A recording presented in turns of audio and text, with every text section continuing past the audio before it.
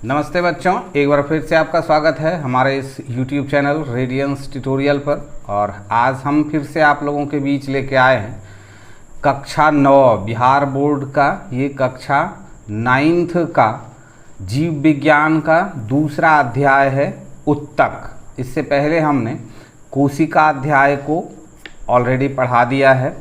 आप अगर उसको नहीं देखे हैं तो आप हमारे प्लेलिस्ट में जाएं और वहां से जाके इससे पहले के अध्याय को अच्छी तरह से देखें। चूँकि ये अध्याय बहुत बड़े बड़े हैं तो इसको हम अलग अलग भागों में विभाजित करके बनाते हैं। 20 से 25 मिनट का जो वीडियो क्लास होता है उसमें जहाँ तक कवर हो पाता है उसको कवर करते हैं। तो अगर आप किसी भी मोड पे किसी एक भाग को देख रहे हैं तो आप हमारे प्लेलिस्ट में चले जाएं और वहाँ से सीक्वेंस वाइज आप उसको देखते हुए आ सकते हैं। या फिर पहले अध्याय का अगर आपको क्वेश्चन आंसर देखना है तो भी हमारे प्लेलिस्ट में जाएं, वहाँ से आप सीक्वेंस वाइज क्वेश्चन आंसर भी एक साथ आपको मिलेगा। पहले हम उस अध्याय को पढ़ाए हैं, फिर उसका क्वेश्चन आंसर होगा, फिर आपको ये दूसरा अध्याय उत्तक आज पढ़ा रहे हैं। जब इस अध्याय का समापन हो जाएगा तो फिर इसके बाद हम इसका क्वेश्चन आंसर लेके आएंगे आपके लिए। तो जब भी हो आप प्लेलिस्ट में जाके ज़रूर देखें। चैनल पे पहली बार होंगे तो सब्सक्राइब करना नहीं भूलेंगे। चूँकि मैंने आपको बताया कि अध्याय बड़ा है, लंबा है और समझना ज़रूरी है। सिर्फ प्रश्न उत्तर क्वेश्चन आंसर को जान के आप कुछ भी हासिल नहीं कर सकते हैं। अगर आप विषय को सही तरीके से जान पाएंगे तभी आप हर एक चीज़ को सही तरीके से कर पाएंगे। तो आज का जो ये उत्तक अध्याय है, ये उत्तक क्या है? इससे पहले के अध्यायों में हम लोगों ने पढ़ा है कि ये जो मानव शरीर है या जंतुओं का जो शरीर है, जंतु बोले मतलब उसमें सभी जीव आ जाते हैं, लेकिन पेड़ पौधे नहीं आते हैं। पेड़ पौधों की कोशिकाएं मनुष्य की यानी जीवों की कोशिका से पेड़ पौधों की कोशिकाएं थोड़ी अलग होती हैं, बहुत अधिक नहीं। उसी तरह से बहुत सारे कोशिकाओं के मेल से उत्तक का निर्माण होता है जो समान कार्य करते हैं। आपका शरीर हो या फिर पेड़ पौधे हों, उनमें जो कोशिकाएं होती है उन कोशिकाओं से उत्तकों का निर्माण होता है। और वो जो उत्तक होते हैं उनमें हो सकता है कि कोशिकाओं की अलग अलग संरचनाएं हों, लेकिन वो कार्य एक प्रकार के कर रहे होते हैं, तभी उनको हम एक उत्तक मानते हैं। क्या है, कैसे है? हम हर एक लाइन को रीड करेंगे, पढ़ेंगे और उसको एक्सप्लेन करेंगे, क्या कुछ कहा जा रहा है, अपने शब्दों में समझने का प्रयास करेंगे। सबसे पहले क्या है, देखिए, जीवों का शरीर कोशिकाओं का बना होता है। ये हम लोगों ने पहले अध्याय में ही जान लिया है कि ये जो आप अपना शरीर देख पा रहे हैं या कोई सा भी जंतु जो देख पा रहे हैं, उनका जो शरीर है वो बहुत ही छोटी छोटी सूक्ष्म कोशिकाओं का बना हुआ है। विभिन्न जीवों में इनकी संख्या भिन्न भिन्न रहती है। हर एक जीव में जिस हिसाब से जीव के शरीर का आकार है उस हिसाब से उस शरीर में कोशिकाओं की संख्या है। अगर आप एक छोटे जीव की बात करें तो उसमें जो कोशिकाएं होंगी और एक बहुत बड़े जीव हाथी के शरीर की कोशिकाओं को लेंगे तो दोनों में बहुत अंतर होगा। एक कोशिकीय जीवों में जीवन संचालन के सभी कार्य एक ही कोशिका के द्वारा संपन्न हो जाता है। एक कोशिकीय जीव जो हैं, ऐसे जीव जिनमें एक ही प्रकार की कोशिकाएं होती हैं, वो क्या होते हैं? वो एक कोशिकीय कहलाते हैं और उनमें जीवन संचालन के लिए सभी आवश्यक कार्य जो है वो एक ही कोशिका कर देती है। लेकिन जटिल कोशिकाएं वाली जो बहुकोशिकीय जीव जो हैं, हम जीव जंतु जितने भी हैं वो क्या हैं? बहुकोशिकीय हैं। उनके शरीर की जटिल संरचनाएं हैं, तो उनके शरीर में हर एक कार्य को करने के लिए अलग अलग कोशिकाएं होती हैं जो मिलके उत्तक बनती हैं और एक कार्य को संपादित करती हैं। जैसे अमीबा में भोजन का अंतःग्रहण, अमीबा एक कोशिकीय जीव है, इसमें भोजन का अंतःग्रहण मतलब वो जो भोजन करता है उसका जो पाचन होता है, वो जो श्वास लेता है एवं आदि कार्य एक कोशिका ही करती है। अमीबा में एक ही कोशिका होती है, एक ही प्रकार की कोशिकाओं का वो बना हुआ होता है और उसमें भोजन को ग्रहण करने का, उस भोजन को पचाने का, या फिर वो जो श्वास लेता है, ये सारे कार्य, या फिर वो जो गतिमान होता है, वो सारे कार्य एक ही कोशिका द्वारा संपादित होती है। लेकिन जटिल बहुकोशिकीय जीवों में अनगिनत कोशिकाओं का समूह होता है। क्या कह रहा है? लेकिन जटिल बहुकोशिकीय यानी हम लोगों का जो शरीर है, या फिर हाथी, घोड़ा, कुत्ता, बैल, ये जो कुछ भी आप देख रहे हैं, इसमें ये सभी बहुकोशिकीय हैं। इनके शरीर के अंदर हर एक कार्य को करने के लिए अलग अलग तरह की कोशिकाएं हैं। शरीर को खड़ा रहने के लिए हड्डियों की आवश्यकता है, तो हमारे शरीर में या जंतुओं के शरीर में उसके लिए अलग कोशिकाएं हैं। रक्त संचार होता है तो रक्त के लिए अलग कोशिकाएं हैं, मज्जा के लिए अलग कोशिकाएं हैं, मांस के लिए अलग कोशिकाएं हैं, सूचनाओं का आदान प्रदान करने के लिए अलग कोशिकाएं हैं। तो जटिल बहुकोशिकीय जीवों में अनगिनत कोशिकाएं रहती हैं, जिनमें अलग अलग कार्यों के निष्पादन हेतु अलग अलग कोशिकाएं रहती हैं। चूँकि विभिन्न कार्यों के लिए खास प्रकार की कोशिकाएं होती है, इसलिए कार्यों का संपादन अच्छे एवं सही तरीके से होता है। जैसे हमारे शरीर में चलते हैं हम, चलने के लिए जिन जिन चीज़ों का हमको आवश्यकता होती है हमारे शरीर को, उनके लिए अलग अलग कोशिकाएं हैं। हम खाना खाते हैं, खाना खाने से लेके खाने को पचने तक, और पचे हुए पदार्थ को फिर से अपशिष्ट पदार्थ को बाहर निकल जाने के लिए, और फिर जो आवश्यक वसा, प्रोटीन, ये सब हमको शरीर के लिए आवश्यक है, वो हमारे शरीर में चला जाता है। उन सब कार्यों को करने के लिए अलग अलग तरह की कोशिकाएं हैं जो इन सारे चीज़ों को करती हैं। हम चल पाते हैं, हम किसी सामान को उठा पाते हैं, या फिर हम ये जो पढ़ रहे हैं इसमें जो हमारा दिमाग काम कर रहा है, तो इन सब चीज़ों के लिए अलग अलग कोशिकाएं हैं। इसलिए कार्य को संपादन अच्छे एवं सही तरीके से हो पाता है। क्यों? क्योंकि सभी कार्यों को करने के लिए अलग अलग तरह की कोशिकाएं हैं।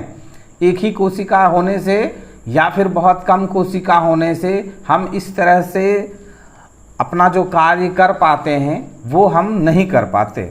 जैसे मनुष्य में गति प्रदान करने के लिए मांसपेशियों की कोशिकाओं में संकुचन तथा शिथिलीकरण है।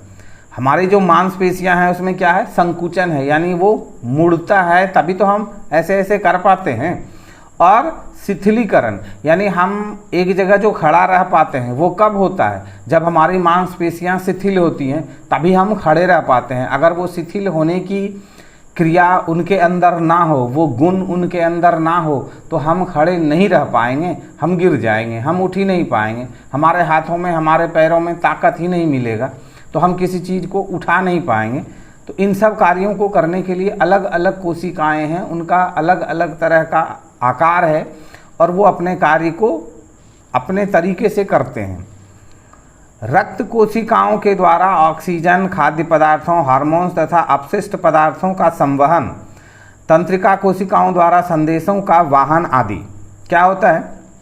रक्त कोशिका जो है, हम जो सांस लेते हैं वो सांस हमारे फेफड़े से होते हुए रक्त में मिल जाता है और फिर हमको उससे हमारे कोशिकाओं तक वो ऑक्सीजन चली जाती है और हमारी कोशिकाएं सही से कार्य कर पाती हैं।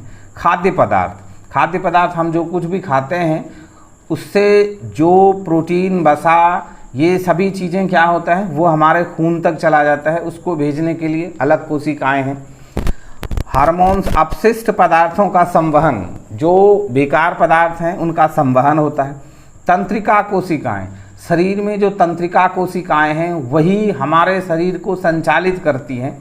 हमको इस पेंसिल को पकड़ना होता है तो हमारी तंत्रिका तंत्र जो है वही हमें इसको पकड़ने में, हमारे मस्तिष्क को ये संदेश देता है कि हम इसको पकड़ना चाहते हैं, तभी वो हमारे इन हाथों को कमांड देता है। या फिर हम जब चल रहे होते हैं तो चलने का जो कार्य होता है वो मस्तिष्क के द्वारा तंत्रिका तंत्र से ही संदेश आता है और अब हम चल पाते हैं। हम जो कुछ भी कार्य कर पाते हैं वो मस्तिष्क के द्वारा हमारे तंत्रिका तंत्र को जो संदेश दिया जाता है उस संदेश का अनुसरण हमारी आवश्यक तंत्रिकाएं जो होती हैं वो करती हैं और हम उस कार्य को अच्छे तरह से संपादित कर पाते हैं। इसी प्रकार पौधे में भी विभिन्न कार्यों के लिए अलग एवं विशिष्ट प्रकार की कोशिकाएं होती है। जिस तरह हम जीवों में अलग अलग तरह की कोशिकाएं हैं, उसी तरह पेड़ पौधों में भी हर एक कार्य को करने के लिए अलग कोशिकाएं होती हैं, लेकिन जंतुओं से कम होती हैं। जैसे संवहन मंडल की कोशिकाएं जल एवं खाद्य पदार्थों को एक हिस्से से दूसरे हिस्से तक ले जाने की कार्य को संपादित करता है। ये जो संवहन मंडल है ये क्या करता है कि जड़ से खाद्य पदार्थ को तने तक पहुंचाना, तने के द्वारा जो ऑक्सीजन और सूर्य के प्रकाश को ग्रहण किया गया उसको जड़ तक पहुंचाना, ये कार्य कौन करता है? ये संवहन मंडल करता है। अतः बहुकोशिकीय जीवों में कार्यों को दक्षतापूर्वक संचालन के लिए श्रम विभाजन होता है। श्रम विभाजन क्या होता है? सभी के अपने अपने कार्य क्षेत्र हैं कि किन कोशिकाओं को कौन सा कार्य करना है। जिन कोशिकाओं का जो कार्य होता है वो स्वतंत्र रूप से अपने कार्य को कर रहे होते हैं, इसीलिए हम मानव या फिर पेड़ पौधे अपने निरंतर कार्य में लगे रहते हैं। एक ही आकार एवं विशेषताओं की कोशिकाएं समूह में रहकर एक ही कार्य संपादित करती है, वैसी कोशिकाओं के समूह को उत्तक कहते हैं। क्या होता है? एक विशेष प्रकार के, एक ही आकार के या फिर विभिन्न आकार की जो कोशिकाएं होती हैं लेकिन वो एक ही प्रकार के कार्य को करती हैं, ऐसी कोशिकाओं के समूह को उत्तक कहा जाता है, जिसको आप इंग्लिश में टिश्यू भी कहते हैं। कुछ उत्तकों में विभिन्न आकार एवं बनावट की कोशिकाएं होती हैं, लेकिन इन सभी की उत्पत्ति तथा कार्य समान रहता है। कुछ उत्तक ऐसे होते हैं जिनमें समान तरह के ही एक ही तरह की कोशिकाएं होती हैं और वो सभी कोशिकाएं मिलके एक उत्तक का निर्माण करती हैं जो एक ही तरह के कार्य को करती है। लेकिन कुछ ऐसी उत्तकें भी हैं जिनमें अलग अलग तरह के कोशिकाएं होती हैं। कोशिकाओं का आकार अलग अलग तरह के हो सकते हैं, लेकिन उनका कार्य एक ही होगा। वो उनकी उत्पत्ति का जो कारण होगा वो एक ही कारण होगा, एक ही तरह से उनकी उत्पत्ति होती होगी, लेकिन उनके आकार अलग अलग हो सकते हैं, लेकिन वो कार्य एक ही करेंगे। ऐसे सभी कोशिकाओं के मेल से जो उत्तक बनता है वो समान कार्य करने वाले उत्तक कहलाते हैं। समान उत्पत्ति तथा समान कार्यों को संपादित करने वाली कोशिकाओं के समूह को उत्तक कहते हैं। यानी समान उत्पत्ति जो उसका जिस तरह से भी वो कोशिकाएं बनती हैं और समान कार्य, वो कार्य भी समान करती हैं, लेकिन उनका आकार अलग भी हो सकता है या फिर समान हो सकता है। उस तरह की कोशिकाओं के समूह को, यानी एक जगह बहुत सारी कोशिकाएं हैं और वो एक प्रकार के कार्य को कर रही हैं, तो उनको क्या कहा जाता है? उत्तक कहा जाता है। पादप एवं जंतु दोनों में ही उत्तक पाए जाते हैं। पादप यानी पेड़ पौधे और जंतु मतलब हम जीव, उन सब में उत्तक पाए जाते हैं। अब हम दोनों में मौजूद उत्तकों की रचना एवं कार्यों के संबंध में अध्ययन करेंगे। जंतुओं में और पादपों में जो उत्तक होते हैं उन उत्तकों के संबंध में अब आगे का जो अध्ययन होगा उसी पे आधारित है। अब देखिए, पौधे एवं जंतुओं के उत्तकों में तुलना, दोनों के बीच में तुलना किया जा रहा है कि किस तरह से ये दोनों अलग हैं और कितने हद तक एक दूसरे से अलग हैं। जैसा कि आप पिछले अध्याय में जान चुके हैं कि पौधे एवं जंतुओं दोनों की कोशिकाएं लगभग एक ही प्रकार की संरचना रहती है। कोशिकाओं का लगभग एक ही प्रकार की संरचना होती है, लेकिन कोशिकाओं के अंदर कुछ एक भिन्नता होती है जो कि जंतुओं की कोशिकाओं में नहीं पाई जाती है, और कुछ एक ऐसे पार्ट्स होते हैं जो पादपों की कोशिकाओं में नहीं पाई जाती है। लेकिन जब उत्तक एवं उच्च स्तर पर इसके संगठन को देखते हैं तो दोनों में स्पष्ट अंतर दिखाई पड़ता है जो निम्नलिखित है। लेकिन जब आप इसके उत्तकों पर आएंगे, कोशिकाएं तो लगभग समान होती हैं, थोड़ी बहुत भिन्नता होती है। क्या भिन्नता होती है वो आप पहले अध्याय में जाके देखेंगे तो आपको समझ में आएगा। मैंने बहुत ही बारीक से समझाया है कि क्या क्या अंतर है। लेकिन जब उत्तक पे आते हैं तो उत्तक जो होते हैं उनके कार्य करने में पादपों और जंतुओं के उत्तकों के कार्य करने में बहुत बड़ा अंतर हो जाता है। क्यों होता है और कैसे अंतर होता है और किस तरह के अंतर होते हैं आगे दिया गया है, इसको देखेंगे। सबसे पहला अंतर क्या है, देखिए, पौधे सामान्यतया स्थिर रहते हैं। हम मनुष्य तो चलते फिरते हैं लेकिन पौधे तो एक ही जगह रहते हैं, यानी इनमें गति नहीं होती है। कुछ सूक्ष्मदर्शी शैवाल इसके अपवाद होते हैं। शैवाल इसके अपवाद होते हैं जो पानी में इधर से उधर होते रहते हैं। भोजन स्थान एवं साथी की खोज में जंतु एक स्थान से दूसरे स्थान की ओर विचरण करते हैं। हम आप या फिर कुत्ता, बिलाई, बकरी, हाथी, घोड़ा, कुछ भी जो है वो क्या है, अपने भोजन और अपने साथी की तलाश में एक जगह से दूसरे जगह होते हैं। लेकिन पौधे सामान्य रूप से एक जगह ही वो स्थिर होते हैं। पौधे के अधिकांश उत्तक सहारा प्रदान करने वाले होते हैं। ये उत्तक मृत होते हैं एवं इनकी कोशिकाओं में जीव द्रव्य जीवित नहीं बचा नहीं रह पाता, जबकि जंतुओं के अधिकांश उत्तक जीवित होते हैं। जंतुओं के जो उत्तक होते हैं वो सभी क्या होते हैं, वो जीवित होते हैं। लेकिन पौधे के जो उत्तक होते हैं वो अधिकांश मृत ही होते हैं और उनमें जीव द्रव्य नहीं बचा रह पाता है, जबकि जंतुओं के जीव द्रव्य जीवित होते हैं। कोशिका जीवित होती है, उत्तक भी जीवित होते हैं। चूँकि पौधों को एक जगह से दूसरे जगह जाना नहीं रहता, अतः उन्हें कम ऊर्जा की आवश्यकता होती है, जबकि जंतुओं को स्थान परिवर्तन करते रहना पड़ता है, अतः उन्हें अधिक ऊर्जा की आवश्यकता होती है।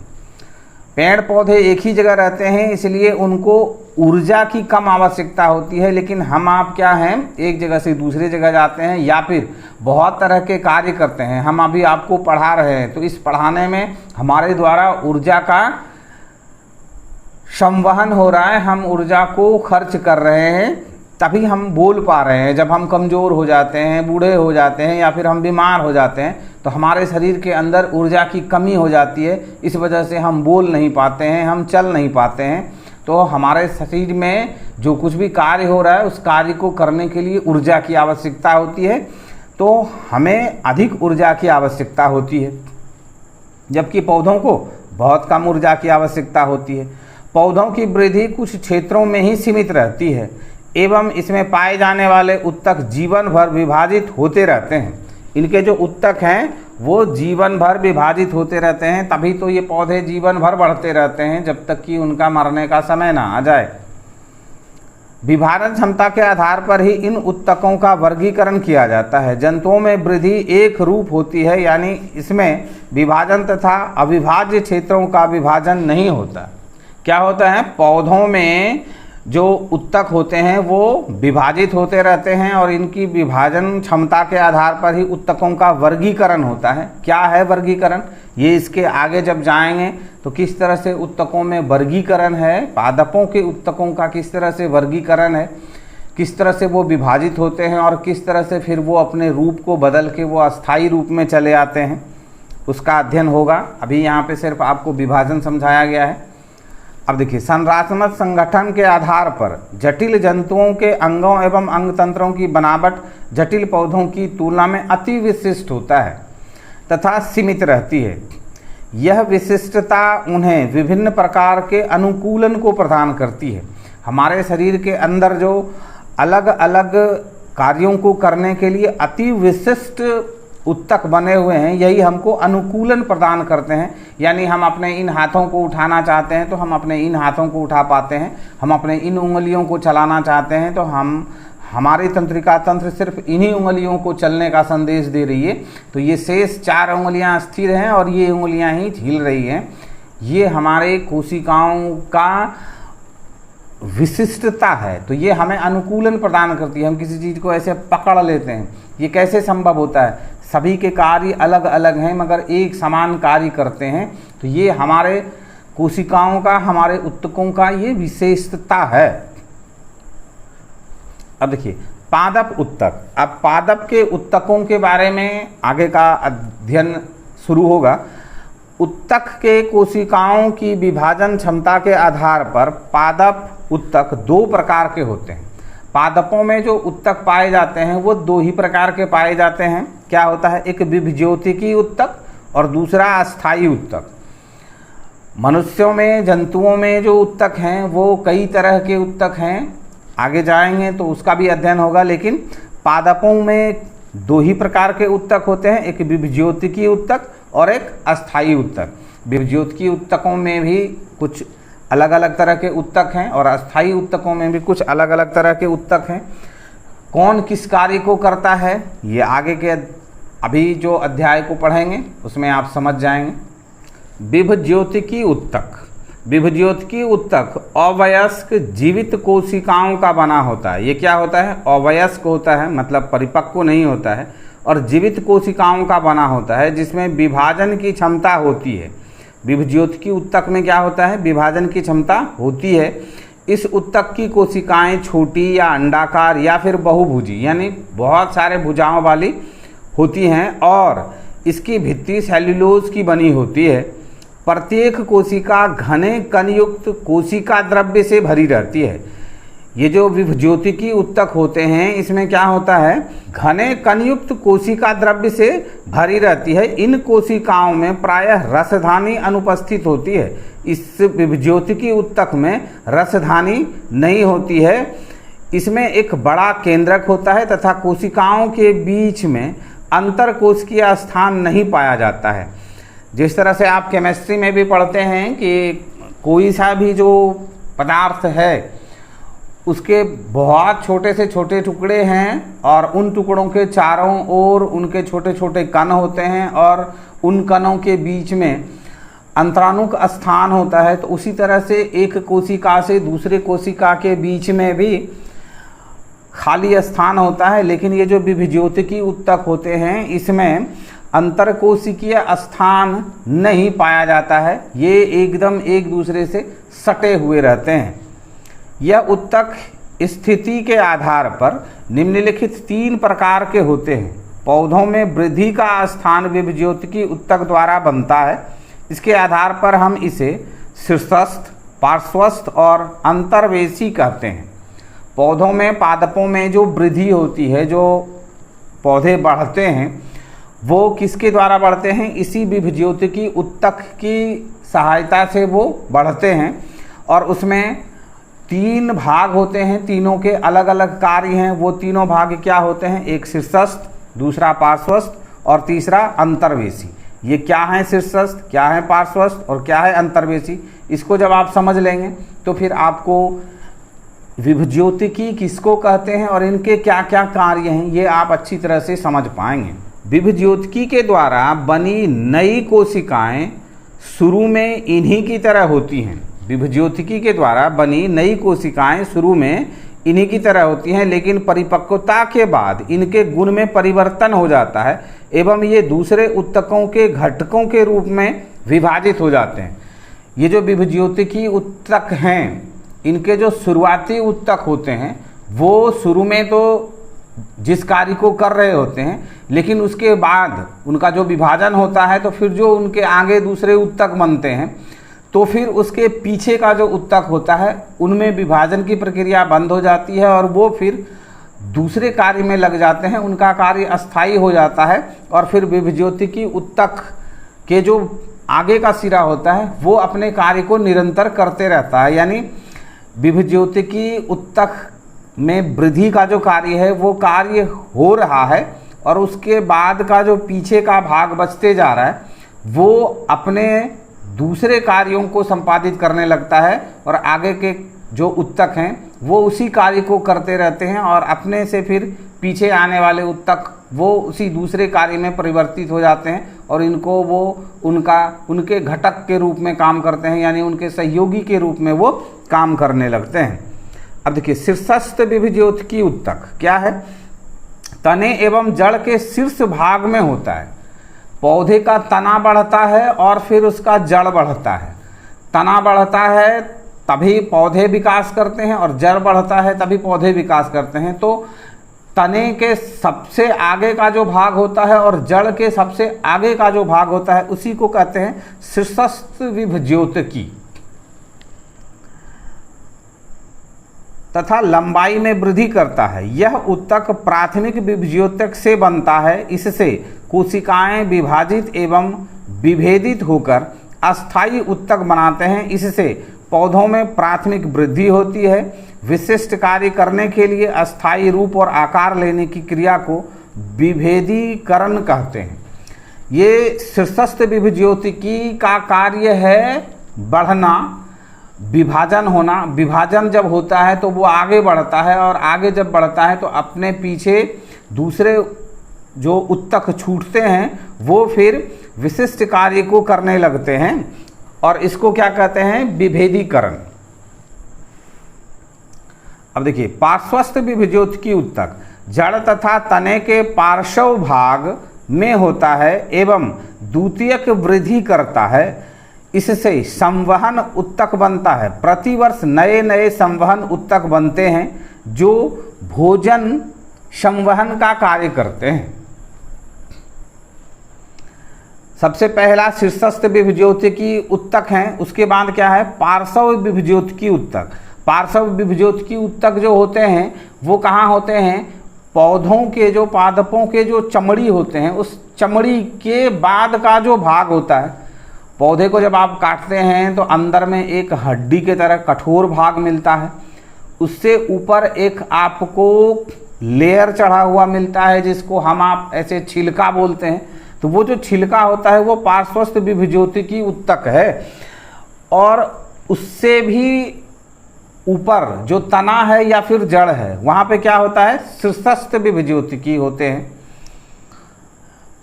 ये जो आप फिगर देख पा रहे हैं इसमें देख रहे हैं आप शीर्षस्थ विभज्योतिकी, ये सबसे आगे का भाग है। यहीं से विभाजन होता है और ये आगे बढ़ते जाता है और इस अपने पीछे उत्तकों को छोड़ते जाता है। अब वो जो पीछे उत्तक छूट रहे हैं वो क्या हो गए? वो पार्श्वस्थ विभज्योतक बन गए। और फिर तीसरा क्या बनता है? अंतर्वेशी विभज्योतक। अंतर्वेशी विभज्योतक जहाँ से भी तनों का विकास हो रहा है वहाँ से अंतर्वेशी विभज्योतक होता है, यानी वो अपने से अंदर वाले के कार्य को करने में सहयोग करते हैं। अब देखिए, एवं संवहन उत्तकों के कारण तना की चौड़ाई में वृद्धि होती है।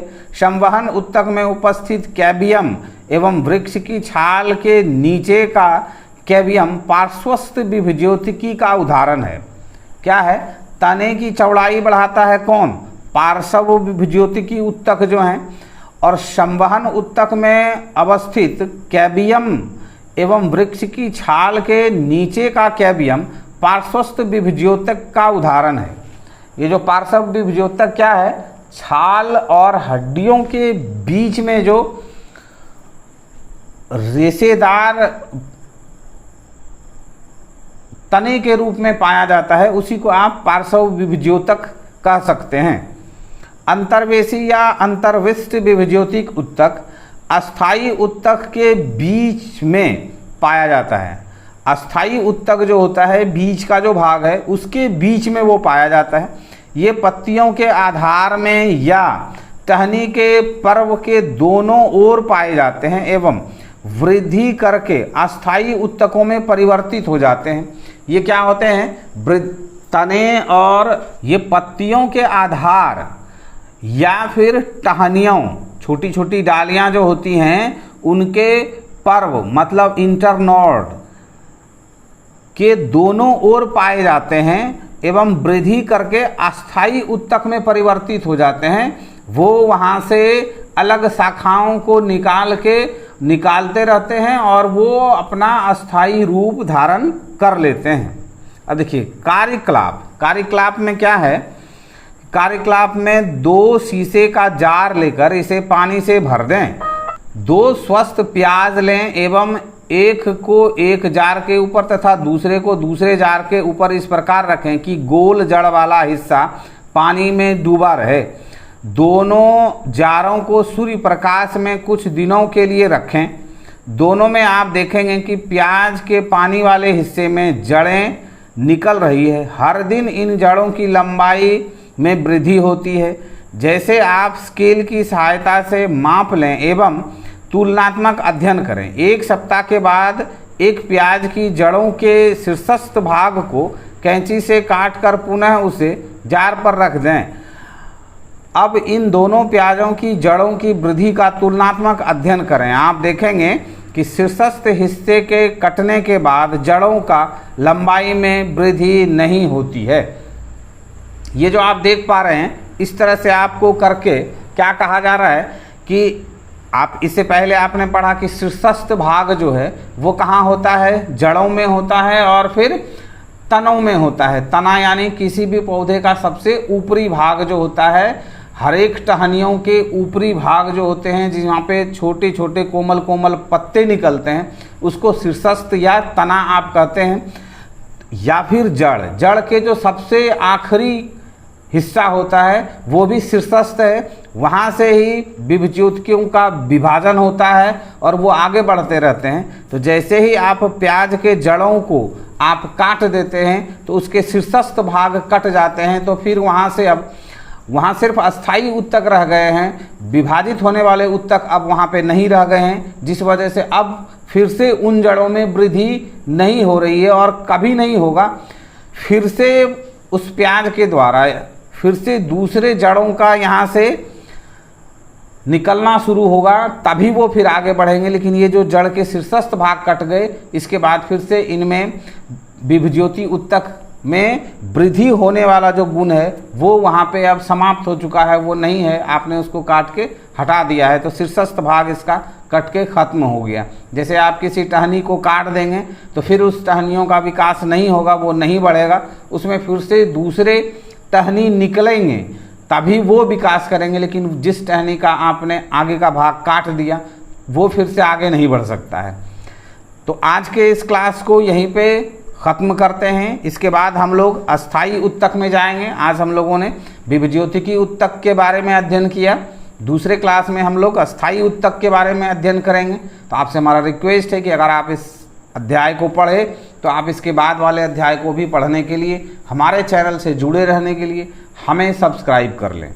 और वीडियो क्लास अगर आपको अच्छा लगा हो तो लाइक ज़रूर करेंगे। तो मिलते हैं हम इसके दूसरे अध्याय में,